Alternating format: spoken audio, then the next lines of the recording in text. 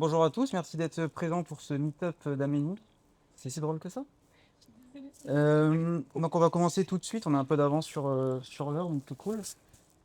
Avant de commencer, quelques mots sur PIT. Petit slogan, c'est Progress Together, une ESN lilloise fondée en 2015, mais qui a vraiment pris de l'activité en 2019. Nos trois mots importants sont passion, maîtrise et partage. PIT, voilà, il y a des gens qui sont plus là, mais il y a des gens qui sont maintenant là. Mais globalement, ça c'est PIT. Donc nous, je vais faire un focus sur le partage parce que ici on est dans un meet-up, donc ça me semble intéressant. Depuis 2022, on a fait 18 meet-up. On a depuis peu un profil sur la plateforme Meetup, du coup, justement. Une chaîne YouTube pour les rediffusions. D'ailleurs, celle-là sera la première rediffusion sur notre chaîne. Et voilà, en tout cas, si vous avez envie de partager quelque chose avec nous, n'hésitez pas à me contacter directement sur cette adresse mail. Et je vais laisser la place à Amélie. Merci beaucoup en tout cas d'avoir accepté cette invitation. Merci à vous.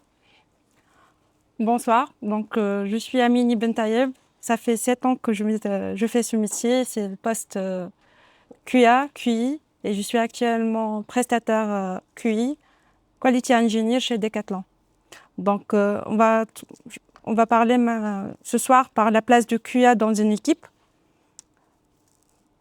Le plan de cette presse va être définir et tu voir l'utilité des tests, qui est le Quality Engineer ou bien le QA, pourquoi un QA ou bien QI est essentiel, les responsabilités principales d'un QI, et on va voir la différence entre QA et QI, ainsi les outils de compétences de chaque profil de QI et son rôle dans le cycle agile, ou bien plus spécifiquement pour Scrum.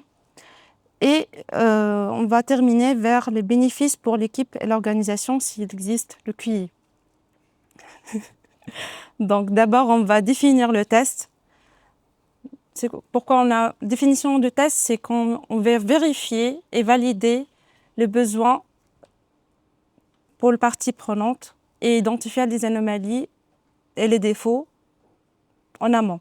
L'utilité, c'est d'abord, c'est pour réduire le niveau de risque, ainsi de garantir l'expérience utilisateur optimale, et ça pour assurer la stabilité et aussi de gagner d'argent. S'il y a des questions, n'hésite pas à m'occuper. Et qui est le Quality Engineer, c'est un expert en qualité logicielle qui combine entre compétences techniques et méthodologies de test, et aussi des compétences de test qu'il comprend très bien les processus et les activités de processus de test.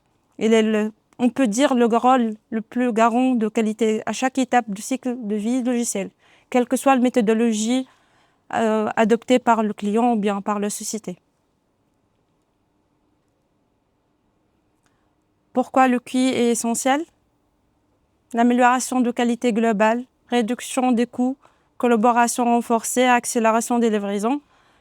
On va parler maintenant par les activités de processus de test, quel que soit pour conception des cas de test, l'exécution et aussi impliquer le testeur ou bien le QI dès le début pour comprendre le besoin fonctionnel qui aide aussi de rédiger les cas de test afin même de permettre les devs de comprendre et tester en local. J'espère que le dev teste en local. Et aussi, ça renforce la collaboration entre toute l'équipe. La responsabilité principale d'un QI, c'est planifier et préparer les stratégies de test, le plan de test, l'automatisation de test, quel que soit back-end ou bien front, mobile, test de performance, supervision de la qualité des livrables et veille technologique. Donc, on essaie à chaque fois d'améliorer, on assure la qualité de processus de dev et en même temps de processus de qualité. Maintenant, on va voir la différence entre QI et QA.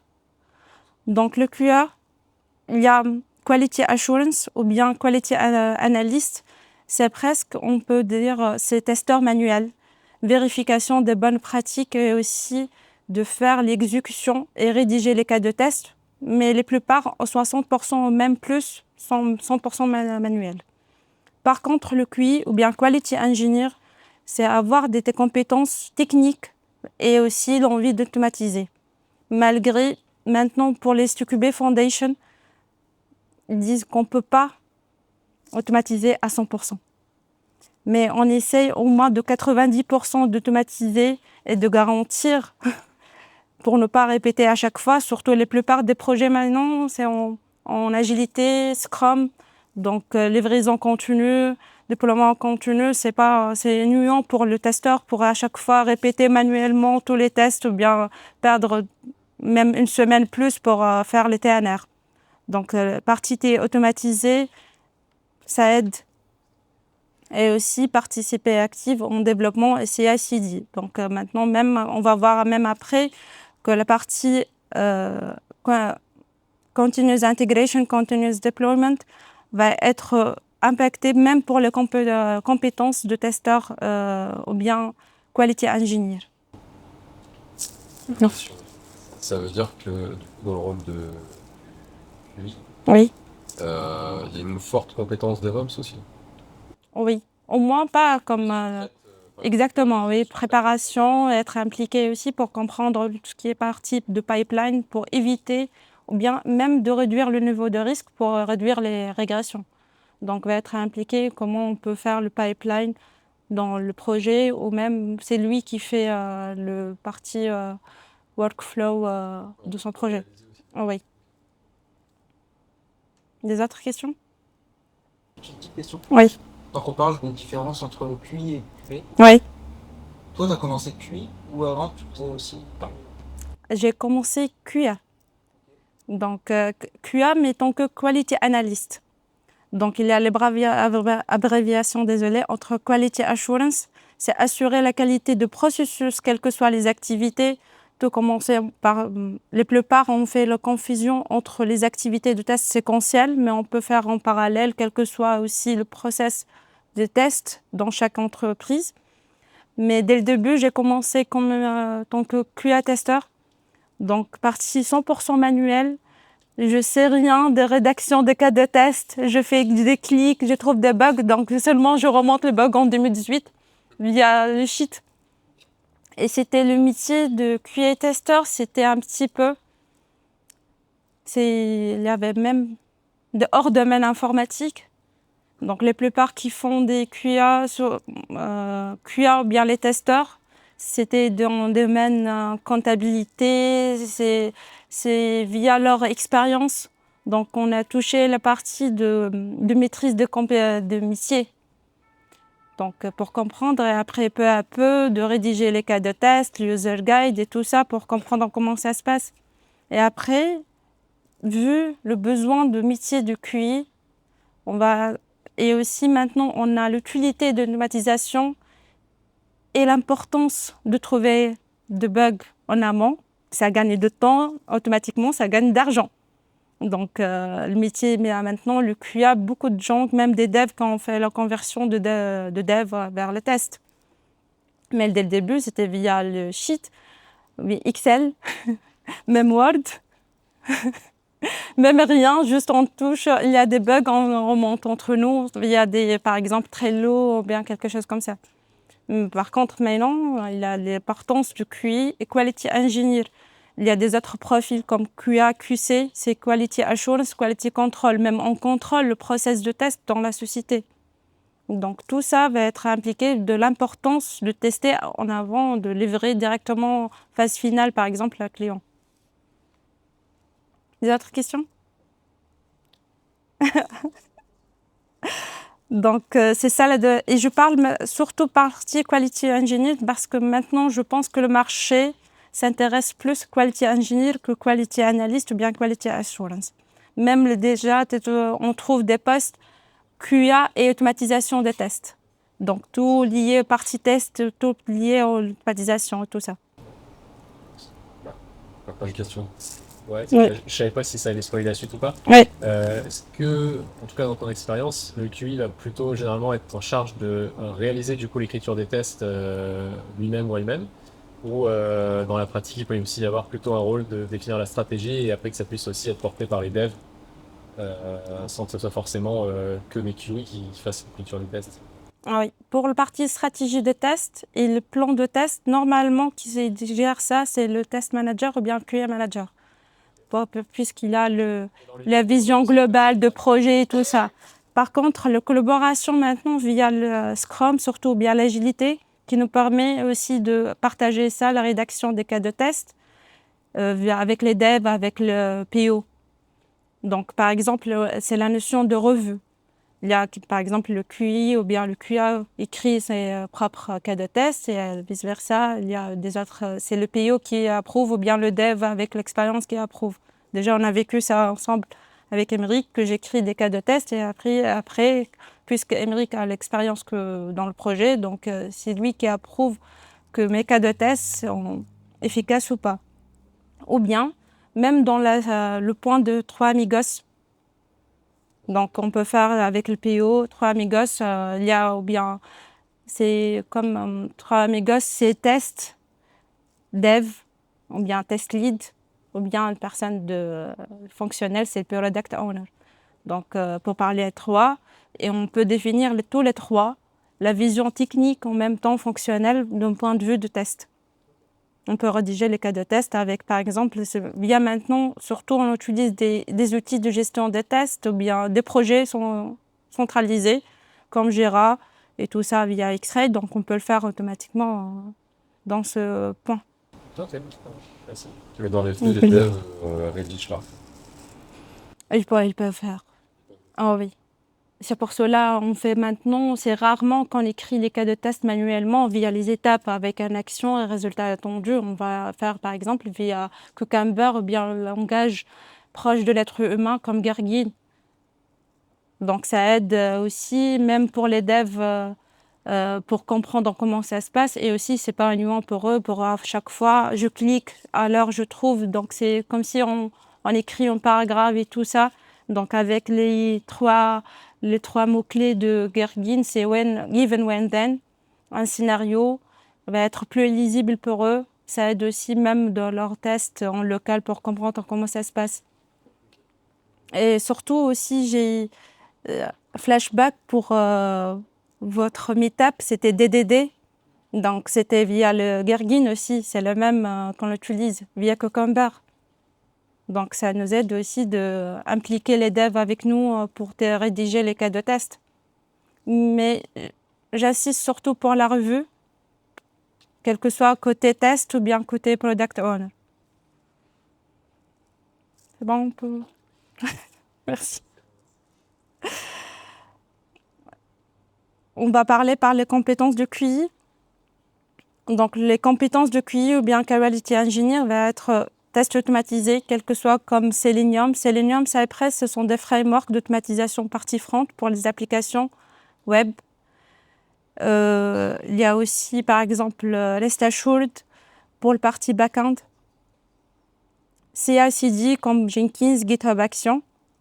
Suivre les anomalies via les outils de gestion des bugs comme Jira, Mantis c'est avant, aussi Trello qui nous aide aussi de trouver, de gérer et avoir les versions de chaque anomalie qu'on a besoin.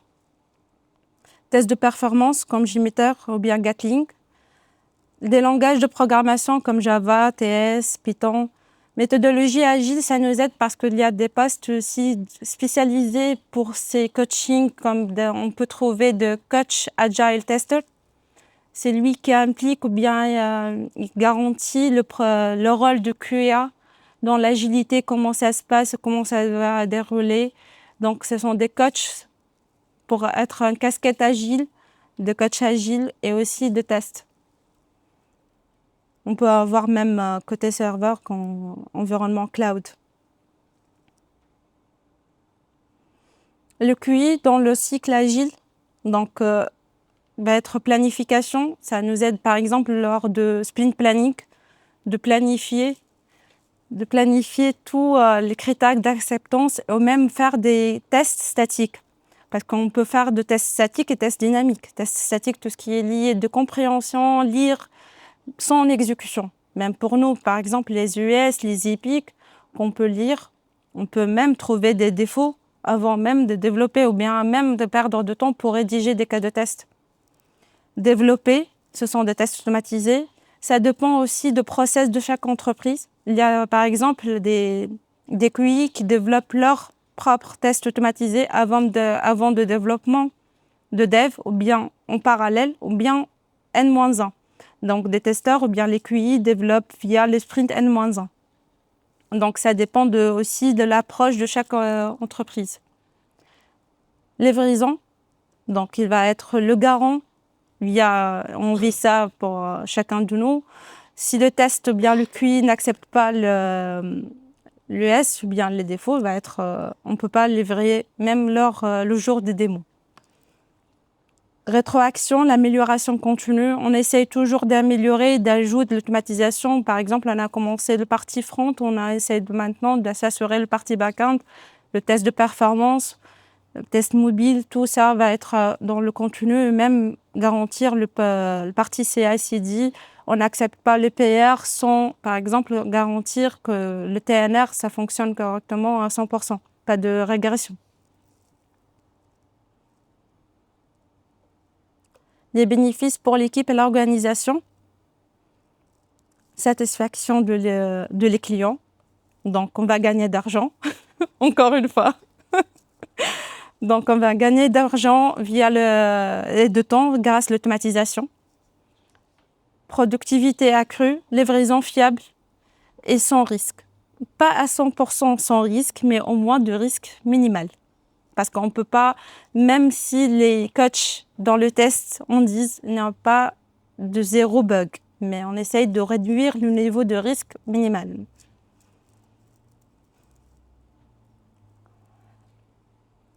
Un exemple concret pour l'impact d'un QI, par exemple les soucis qu'on peut avoir après chaque mise à jour ou bien nouvelle version. S'il n'y a pas de test, donc pas de test, il va trouver plusieurs défauts. On va d'une version à une autre, des régressions. Et aussi, si on n'a pas de tests automatisés, on va perdre de temps aussi pour refaire les tests de régression encore une fois. Et on ne s'en concentre pas via les nouvelles fonctionnalités. Donc, on garantit le test automatisé, le pipeline CI/CD. En même temps, c'est le résultat encore une fois de réduction des incidents et l'accélération des cycles. Donc, à chaque fois, il y a des incréments pour chaque sprint ou bien chaque période d'incrément. On essaye à chaque fois d'avoir des nouvelles fonctionnalités. Pas à chaque fois, on essaye de stabiliser l'application en stand-by les nouvelles fonctionnalités. Donc, le code d'aujourd'hui ou bien de soir, la meilleure manière de commencer, c'est d'arrêter de parler et de s'y mettre. Avoir des QI, le process de test le plus adéquat pour chaque projet. Comme une synthèse, le QI, c'est un rôle ou bien le responsable de qualité, mais en même temps, c'est pour lui qui garantit un produit fiable. Il peut faire des contributions bénéfiques de tous les niveaux, clients, équipe, quel que soit le niveau de test. Et c'est aussi pour ajouter ou bien l'automatisation, c'est avoir le ROI, c'est le retour sur l'investissement. Donc, c'est vrai, on va perdre beaucoup de temps. Et par contre, on va gagner de temps et d'argent après un certain moment. C'est tout. Merci. S'il y a des questions, bien... Ouais, j'en ai une. Est-ce que tu as... Alors, c'est pas prévu. Est-ce que tu as un exemple concret de ton quotidien en termes de tests écrits là sur ta machine? Enfin, tu viens de me montrer un peu comment vous écrivez les tests automatisés. Oui, mais pour essayer de clients. Ouais. Je pense pas qu'on peut partager. Mais on peut faire. Mais par contre, pour l'automatisation, bien la rédaction des tests, ça dépend les technologies adoptées. Donc, pour chaque mission, ça diffère.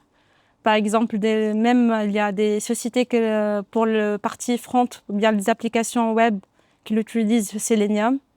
Il y a des autres, maintenant, c'est la tendance, les plupart, c'est le Playwright.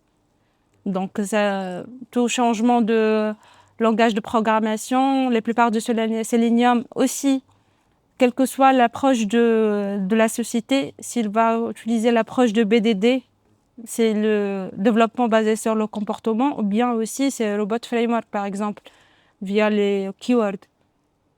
Donc, ça dépend du projet, ça dépend les clients, de l'approche, les devs aussi, parce que la plupart ont le choix. Le choix, ça dépend des devs. Si, par exemple, il y a la plupart des devs Java, on utilise, par exemple, le Selenium Java. Si, par exemple, pour avoir les backups de tests ou bien du QI, le jour J, ou bien pour impliquer les devs avec nous pour faire l'automatisation. S'il y a, par exemple, partie front TS, ou bien les devs Node, on l'utilise, par exemple, c'est, on ne sait pas, comme Gauge. C'est via TS ou bien GS. Donc, le métier ou bien l'automatisation, ça dépend de projet. Et aussi de technologie ou bien le framework adopté.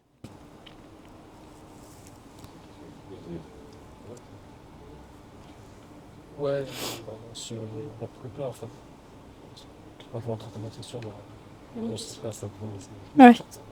Du coup, si je comprends bien, aujourd'hui, dans ton contexte, tu bosses avec un product owner, un product owner, product manager, tout ça. Oui. Quelqu'un qui est fonctionne. Et c'est mon rôle, ça m'intéresse beaucoup. Oui. Et tu crées avec ton PM et user story, tu mets les critères d'acceptation. C'est ça? Discuter ensemble de l'attendu fonctionnel et de papier de On n'écrit pas les user stories.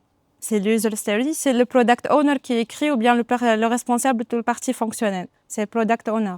Par contre, les critères d'acceptance, pour moi, d'acceptation, c'est definition of done ou bien c'est les points pour définir mes cas de test après.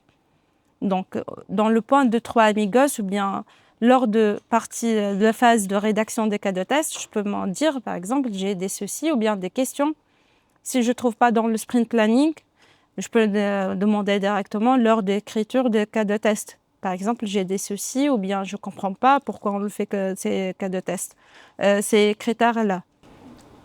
Mais du coup, de ton expérience, ou en tout cas dans ton rôle, tu as aussi une expérience fonctionnelle du produit, tu comprends ton produit et tu es capable de venir voir ton product owner ou ton product manager et lui dire, ah bah alors attention, là tu me demandes ça avec un cas de test qui ressemble à peu près à ça, mais c'est pas cohérent par rapport à autre chose dans l'application. Tu as aussi cette valeur ajoutée. Oui, on peut faire selon l'expérience. Si, par exemple, un QI qui maîtrise, par exemple, un domaine comme bancaire, l'assurance et tout ça, donc il maîtrise très bien, il peut aider même le product owner pour comprendre et analyser ses besoins fonctionnels. Donc oui. Ok, donc tu peux apporter ça. Oui. Oui. J'ai une autre question.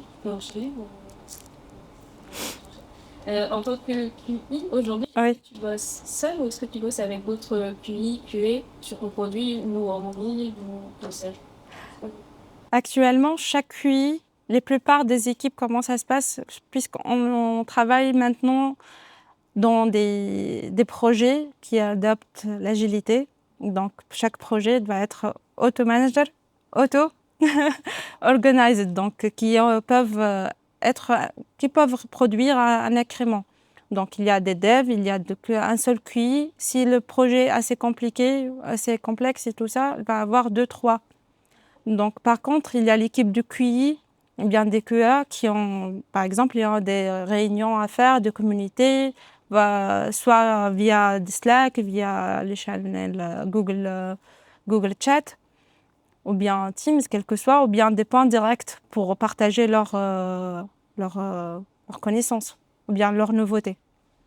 Vous avez quand même cet esprit. Oui, oui, exactement. Mais selon ma dernière expérience, je pense actuellement chaque QA affecté dans une équipe et après on fait les points de qualité pour comprendre est-ce qu'il y a des nouveautés, est-ce qu'on peut changer le process de test, tout ça.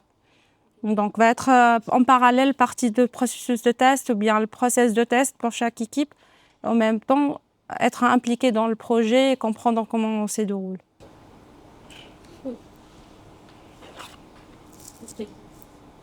J'ai une question. Oui. Pour les tests, sur les applis, Oui. il faut tester le comportement de l'appli en fonction des journées, les jeux de données sont passés dans l'appli, voir le comportement, voir le résultat, voir le résultat attendu, voir l'orientation des scénarios est-ce qu'il faut prendre aussi des jeux de données, le scénario de qui sont obligés. Donc, si j'ai bien compris la question, il faut avoir des jeux de données en utilisant le Gherkin. Pour les tests d'API, Oui. est-ce qu'il faut fournir avec les scénarios pour les jeux pour tester l'API? Oui, on peut le faire. Par exemple, maintenant, il y a Cucumber, qui est un framework framework de Gherkin. En même temps, il peut communiquer avec les Stashult. Donc, c'est un outil de framework pour la partie des API. Donc, ou bien Zatsiki, c'est via Decathlon. Donc, via ça, Zatsiki, c'est une combinaison entre Cucumber et aussi Rest Assured. Mais par contre, dans open source, il y a par exemple Gherkin, c'est Cucumber. Tu peux parler directement de demandes que je vais besoin fonctionnellement, comment ça se passe. Et tu peux traduire, ou bien vous pouvez traduire directement via les steps à définir, via le Rest Assured, bien les technologies que tu dois adopter pour les tests des API. Même maintenant, C'est ça, c'est le web. Théoriquement, c'est au testeur de négliger le scénario de parce ouais. que au départ, ils doivent le sujet de donner les testeurs pour le scénario. Pas le jeu de données, ensuite, après le jeu de données le scénario, c'est Oui. sur le web. Oui, il peut soit via... Il prépare les jeux de données dès le début pour commencer les tests. Ok. Oui. Est-ce que tu fais des tests exploratoires auprès des méthodes que Tests exploratoires. On fait, par exemple, si avant, la plupart des tests exploratoires de toutes mes expériences, c'était avant les démos, ou bien des heures avant les démos, on fait le monkey test. Exactement. Tu sais, c'est comme si un singe qui fait des tests. C'est monkey test, il fait directement pour explorer et voir comment le comportement de l'application. Mais les tests exploratoires, principalement pour les gens ou bien les testeurs, les QA, qui ont assez d'expérience, même s'il n'y a pas d'EUS, même si sans documentation, ils peuvent comprendre selon leur expérience de faire le test exploratoire. Mais parfois, après un certain moment, on peut faire directement, oui, j'ai fait des tests exploratoires, mais surtout, personnellement, je le fais soit s'il n'y a pas de documentation, donc il faut découvrir, ou bien je connais ce domaine de test, ou bien le domaine de l'application pour tester, ou bien avant les démos pour faire de monkey test, pour avoir les comportements que l'utilisateur peut faire aussi. D'autres questions? Ouais. Ouais.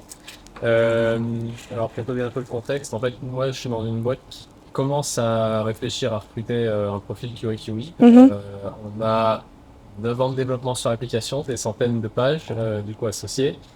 Il n'y a jamais eu de QA/QE jusqu'ici, très peu de couverture sur le front, comme souvent. Et donc, la question qu'on se pose, et du coup, que je te pose là maintenant, c'est, sachant qu'on va recruter un profil cette année, qui a à peu près tout à faire, qu'est-ce qui, selon toi, serait le plus important, déjà, quel type de profil peut-être est le plus adapté en partant de rien, et puis sur quoi il faudrait mettre l'accent en premier lieu si on ne peut pas tout traiter d'un coup de toute manière?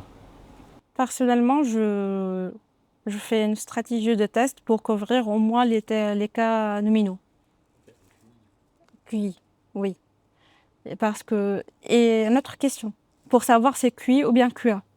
Même pour les QA, il y a des profils de QA automatisation de test. Donc, il fait par exemple 60% du manuel, ou bien ça compte. Par contre, maintenant, tous les profils, ça change, mais les mêmes tâches, même pour les mêmes de QI.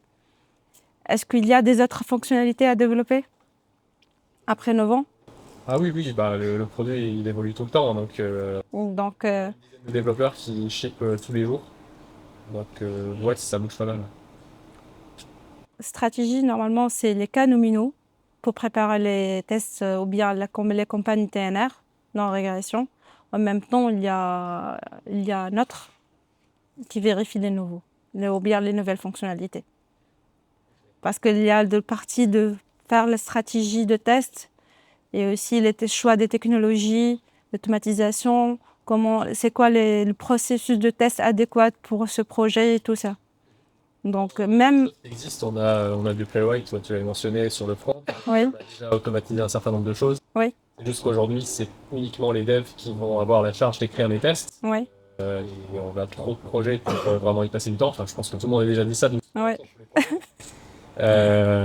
Et on sait aussi qu'en partie, côté product management, ils ont jamais trop pris le pli de justement travailler sur des definition of done, des choses comme ça, et les critères d'acceptance en fait qui vont avec. Donc c'est un peu la question que je me pose aussi de est-ce que finalement c'est pas plus intéressant peut-être même dans un premier temps de travailler déjà avec l'équipe produit pour fournir des critères d'acceptance qui mettent tout le monde d'accord, et ensuite une fois qu'on a déjà cette base et peut-être juste de l'accompagnement au début pour toutes les nouvelles fonctionnalités, on peut travailler sur couvrir l'existant, quoi. Oui, c'est une idée, mais par contre, il peut même, un dev avec à certains moments, il peut même aider dans les critères d'acceptance après 9 ans. Donc, même si, par exemple, un testeur se plonge directement via les nouvelles fonctionnalités, pour lui, s'il maîtrise, il peut les développer, il peut l'automatiser. Donc, même sans aucune connaissance métier ou bien fonctionnelle. Donc, ça dépend de stratégie adéquate et aussi de la stratégie qui peut aussi aider les devs pour ne pas perdre beaucoup de temps. Donc, entre les deux, voler pour ne pas avoir pour lui le QA ou bien le QI pour avoir tous les informations, les connaissances nécessaires, soit fonctionnelles à 100%, soit automatisation ou bien technique. Et à un certain moment dans le marché, ou bien pour nous, soit être avec analogie, ou bien avoir les compétences de test, 60%, 40% technique, ou bien l'inverse, un dev qui va switcher directement vers le test. Donc avec un casquette proche de développeur que testeur.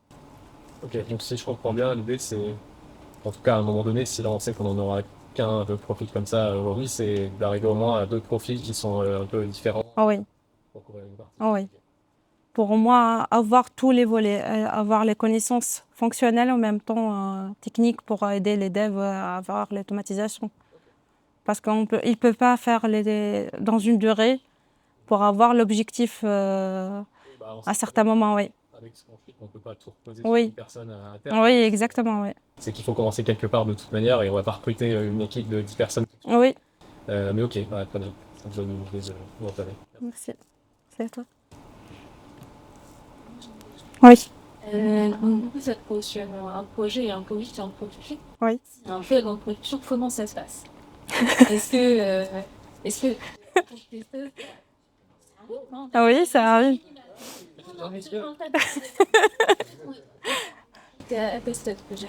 Et donc, bon, si ça devenait arriver et qu'il y a un bug, comment ça se passe? Est-ce qu'en tant que testeuse, tu as un rôle à jouer ou dis-moi, est-ce que c'est un cas de test que tu vas vouloir automatiser derrière Ça dépend de criticité de bug.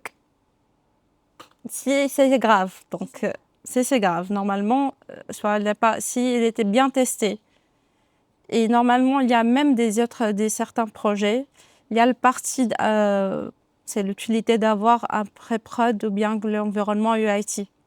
Donc, c'est quasi-symétrique de la prod, on vérifie, on est sûr qu'on a un environnement quasi-symétrique. Donc, si l'US, c'est bon pour l'UIT, donc normalement, c'est bon pour la prod.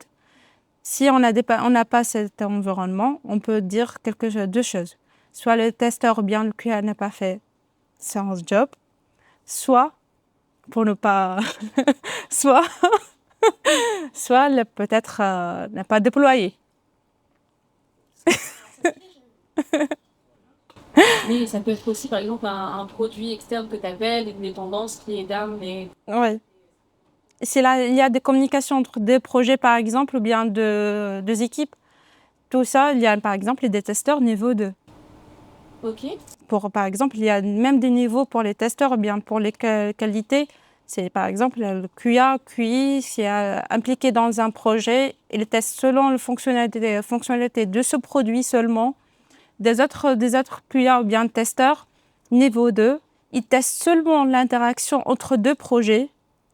Ou bien N3, c'est comme si d'acceptance, ou bien le dernier niveau, comme si, par exemple, c'est test l'utilisateur final. Donc, tous les données, ouais, c'est comme la prod et tout ça. Ok. Mais toi, du coup, dans ton scope, tu testes niveau 1 ou niveau 2? Mais Non, la plupart, c'était niveau A dans un projet et aussi pour faire l'automatisation. Parce que dès le début, j'ai voulu de faire un petit peu de dev et comprendre comment ça se passe. tu peux être amené à discuter avec un testeur de niveau 1. Oui, bien sûr. Oui, bien sûr. Oui. L'interaction, bien même de collaborer avec lui, de faire des tests. S'il y a des campagnes, on peut des TNR pour vérifier que l'interaction, ou bien une nouvelle version qui n'a pas d'impact avec l'interaction avec les autres projets. Donc, j'ai fait ça. J'ai encore d'autres questions. L'après, dans ton travail avec le PO, on dit que le PO il est aussi un peu garant quand même de la qualité de ses produits. Comme tout le reste de l'équipe, en tant que Oui. ne l'oublions pas. Et donc, il peut être aussi amené à tester. Oui. Est-ce que c'est le cas déjà dans ton équipe? Est-ce que ton PM ou ton PO teste? Oui. Et comment ça se passe? Est-ce que vous répartissez les tickets? Tout le monde passe sur tous les tickets? Comment ça se passe? Déjà, la partie aussi qu'on a vécue dernièrement, c'est le PM qui teste dans la prod pour s'assurer que le bon déroulement ou bien le bon fonctionnement de l'AES dans la prod. Donc, c'est lui qui vérifie, c'est pas moi. Oui, c'est Greg. Dans la prod. Pré-prod, oui. En pré-prod. Non, prod.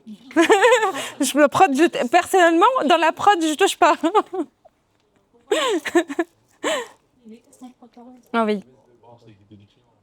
Mais il y a des autres, même pas la prod, mais dans l'environnement UIT. Donc, Ouais.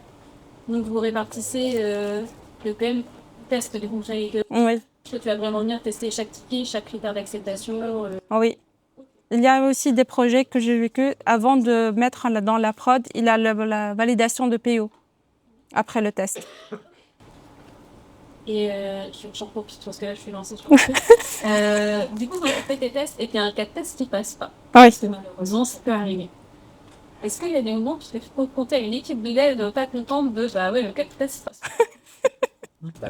Et le cas de test passe pas et passe pas pour envoyer le ticket. Comment ça se passe? Est-ce que tu as pu rencontrer des points de friction avec tes équipes? Je sais pas. Potentiellement, c'est pas cette erreur. En tout cas, le test, il est peut-être mauvais. Peut-être oui. Oui, il y a des soucis qu'on peut par exemple avoir quand on trouve une bug. Donc, mais personnellement, quel que soit dans la dernière mission ou pas, je contacte directement le dev qui a fait le dev pour le développeur pour lui démontrer peut-être c'est moi qui a ajouté un mal manip de mon côté ou bien c'est une bug. Ou bien même par exemple l'application est down. Dans ce moment, on peut avoir tout ça. Je partage s'il y a des bugs, ou bien je déclare directement si c'est une bug grave et ça se voit c'est une bug. Donc je déclare un ticket de Jira et après via les commentaires et tout ça. Mais la plupart, je le fais via la communication directe, quel que soit. C'est super important d'avoir ces 4 tests qui sont bien clairs et écrits. Oui. Oui, bien sûr. Parce que même pour lui aider de tester en local, même il y a des devs qui aiment aussi avoir des clean devs, comme Emeric par exemple. Donc il aime tester en local. Donc les cas de test pour lui, pour ne pas oublier quelque chose, il vérifie en local qui aime bien couvrir tous les cas de test qu'on a besoin pour l'ES. Mais c'est rare. Oui, c'est rare. Juste pour rebondir, il y a un truc que tu fais Oui. pour éviter justement les frictions, que je trouve ça cool, c'est que quand tu trouves un bug, tu fais une vidéo. Ouais. Comme ça évite non, ça marche Pas pas sur sûr. une machine, tout ça. Et ça, je trouve ça cool. C'est un truc que les autres QA avec qui je travaille faisaient pas forcément, ils faisaient des screens ou quoi. Mm. Le fait de faire une vidéo, ça montre vraiment le chemin de A à Z. Et tu te sécurises en fait. Personne ne peut dire, bah non, ça marche. Là, t'as la preuve que ça marche. Oui, oui, oui. J'ai fait aussi avant, avant cette mission, j'ai fait lors de l'exécution, si je via X-Ray, parce qu'on lance ou bien on exécute les cas de test manuellement donc, en amont et après on fait l'automatisation. Donc pour garantir que le test ça fonctionne, je fais une vidéo et je l'attache aussi dans le cas de le test execution pour aussi me garantir que j'ai bien testé. Pour ne pas avoir une bug dans la prod et 10 heures après que le QIAC n'a pas bien testé. Donc, et aussi parmi les critères pour rédiger une bug, il y a aussi le résumé, description, les étapes à reproduire, des screenshots, la version aussi et l'environnement. Donc tout ça va être déclaré ou bien rédigé dans le ticket de bug. Et c'est l'importance quel que soit pour avoir aussi non seulement un cas de test clean ou bien lisible, mais aussi un ticket de Jira ou bien quel que soit l'outil de gestion de bugs, aussi lisible pour les devs et des autres. Et aussi pour avoir un workflow de bugs après. Donc c'est pour cela que j'ajoute quel que soit moi, c'est des autres QA qui ajoutent des imprimés Chrome, des imprimés écran ou bien même des vidéos. Mais les vidéos plus lisibles pour reproduire tous les steps. Merci. Des autres questions? C'était quoi? Je peux continuer à parler toute la soirée. T'as déjà eu, enfin, dans ton expérience, parce qu'on sait, les QA, c'est pas toujours les plus aimés par les devs. Ouais. Quand il y a quand on se fait zéro en prod, est-ce que ça te retombe dessus? On en est où la responsabilité du QA ou du QA? Est-ce que t'es prise en défaut tout de suite parce que bah, le bug il arrive en prod, t'aurais dû voir avant? Ouais. Ou est-ce que c'est conscientisé et bah, voilà, tous les tests qui sont automatisés ne peuvent pas forcément couvrir à 100% ce que tu disais tout à l'heure? De ton vécu à toi, Ouais. t'as déjà reçu des menaces de mort peut-être? Pas moi, mais j'ai vécu une expérience qu'il y a quelqu'un, une dev qui va frapper le client. Oui. Donc j'ai vu quelque chose comme ça. Pas moi, heureusement. Mais oui, c'est normal parce que c'est lui le responsable, bien le garant, le rôle le plus lisible pour la qualité de test et tout ça. Et par contre, pour l'automatisation, c'est vrai, on peut dire, par exemple, je couvre à 100% ou bien j'ai fait de 500 cas de test automatisés, ils se roulent chaque jour, ou bien une seule fois par semaine. Mais par contre, couvrir aucun cas de test concret ou bien couvre aucun US critère d'acceptance. Donc, c'est pas relié via les nombres de cas de test automatisés. Donc, la qualité de cas de test automatisés. Est-ce que sont fiables? C'est ça qu'on a besoin de tester.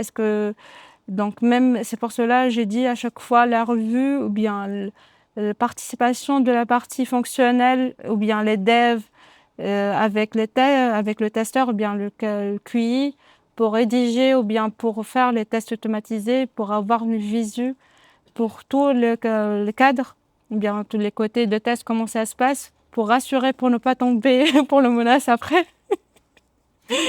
Sur la plateforme aussi, je pense c'est important de rester en relation avec le PO, parce que potentiellement Oui. il y a des features qui vont légèrement bouger et du coup le test serait peut-être plus adapté. Avec le PO, avec les devs aussi. Ouais. Et le casquette qualité va être une bonne communication, quelle que soit avec le PO, avec les autres équipes, avec les testeurs, les autres collaborateurs, avec les devs aussi. Donc, comme s'il était un petit peu avec les mêmes critères que Scrum Master, mais les plus communicants avec tous les participants de projet ou bien de tous les produits. En même temps, avec une casquette technique. Donc, dans chaque équipe, normalement, le QA, c'est lui qui parle beaucoup. Oui, normalement. Tu m'entends? Dis-moi. Les autres questions? Ouais, j'en ai. Dans mon expérience, bon, pas expert du tout du test, Ouais.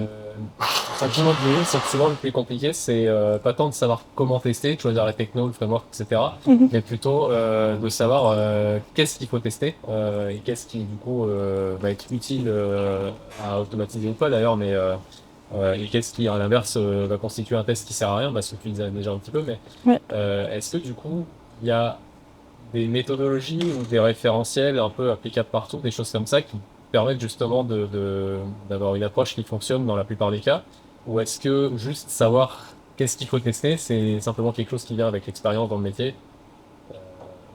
Parce que moi, j'ai jamais trop réussi à trouver un truc de base que je pourrais suivre un peu bêtement, comme on peut avoir des méthodos pour plein d'autres choses, qui me permettraient toujours de me mettre un peu dans le bon mindset de ok, si je suis cette méthodologie-là, je vais a priori arriver à identifier ce qui est intéressant de tester en premier, quoi. Ouais. Je vais vous donner un exemple. Par exemple, pour moi, ou bien personnellement, à chaque fois, j'utilise une application. Donc, je fais une authentification. Chaque jour, je fais l'authentification, les saisies de login, mot de passe, ou bien parfois, j'oublie mon mot de passe. Et après, je fais réinitialisation de mot de passe. Est-ce que je dois, après, faire l'automatisation des connexions, par exemple, ajouter un article? Non. Donc, je fais automatiser le cas de test le plus répété. Donc, si j'ai une vision de l'application et aussi l'utilisation du client ou bien la partie prenante pour mon application, je dois penser comment l'utilisateur va utiliser le plus pour chaque fonctionnalité. C'est pour cela qu'il y a des clients, par exemple, même des cas de l'analytics, pour savoir le nombre d'utilisations pour chaque fonctionnalité. Pourquoi? Pour savoir est-ce qu'on a besoin de se concentrer ou bien s'intéresse pour l'automatiser ou pas. Donc, s'il y a une fonctionnalité qu'il y a, par exemple, 2 personnes sur 1000 qui l'utilisent, ce n'est pas la peine pour l'automatiser actuellement. Donc, ça dépend de besoins. Et aussi, si par exemple, il y a de paiement, de l'argent, par exemple, de transactions, paiement en ligne. Donc, tout ça, sécurisé pour avoir est-ce que mes données sont sécurisées ou pas. Donc, les plus critiques côté fonctionnel aussi. Donc, ça dépend de l'utilisation de l'utilisateur et aussi en même temps les criticités de la fonctionnalité. Donc, j'espère que je réponds. Bah, après, je sais bien que pour aller plus loin, il faudrait Oui. réfléchir, mais ouais, ça donne vos idées déjà. C'est vrai que on a pas mal de data sur justement différentes parties de l'app et que ça peut être un bon point d'entrée pour identifier ce qui sert le plus ou le moins, quoi. Mhm. Ok, merci. Avec plaisir. Des autres questions? Oui. Tout à l'heure, tu parlais rapidement de Oui. Et pour moi, c'est les développeurs justement qui faisaient ces tests-là de performance ou de progression, quoi. Selon toi, c'est une QI de gérer ça et de s'assurer que les performances de l'intra, elles sont bonnes? Parce que pour moi, c'est un autre métier, en fait. Oui. Je vais te dire comment avant on était pour le métier. Donc, c'est le dev qui fait ça. Et après, on a pris la décision d'impliquer le qualité, l'ingénieur qualité.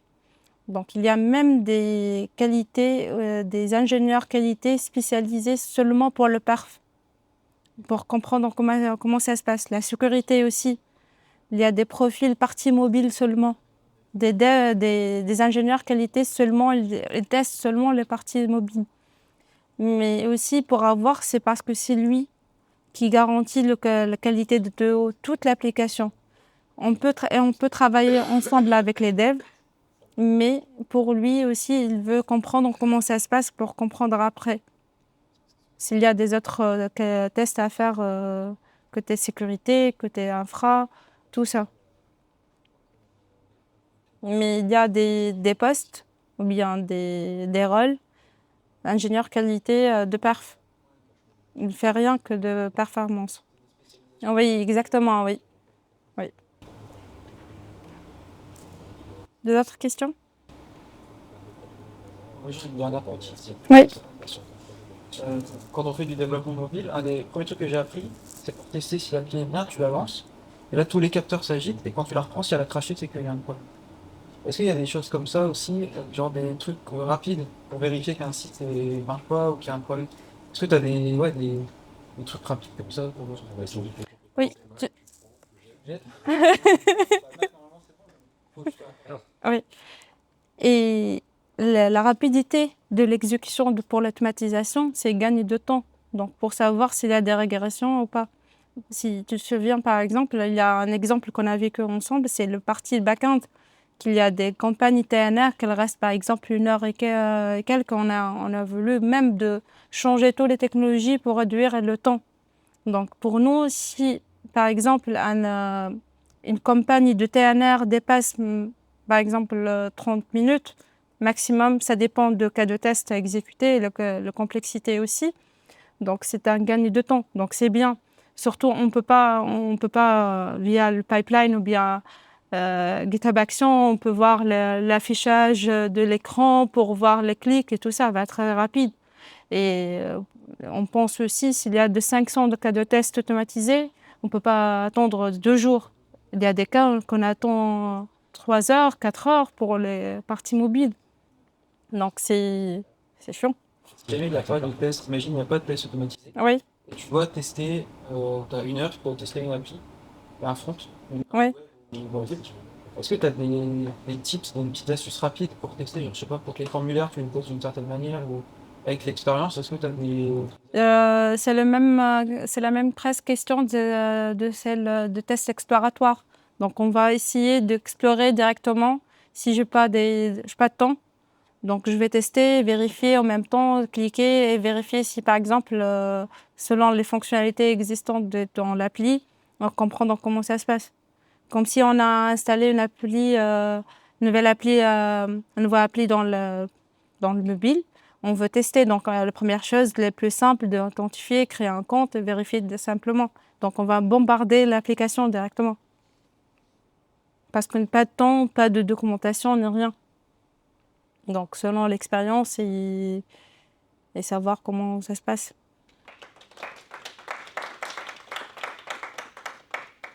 Du coup, en général, j'aime bien annoncer le prochain meet-up. Malheureusement, là, j'ai pas eu de trucs concrets pour le moment. J'ai des trucs, mais pour plus tard. Donc voilà, si jamais c'est un petit appel, si jamais quelqu'un est intéressé ou si vous connaissez des gens qui seraient intéressés de parler. Aussi chez Pete, hein, je vous regarde tous, mais voilà, ça peut être une idée. Et aussi, si vous avez un feedback sur l'événement, c'est la première fois qu'on le filme, qu'on le fait le soir aussi. Donc si vous avez des tips, des trucs, n'hésitez surtout pas. Voilà. Merci à vous. Merci Amélie. Merci à vous.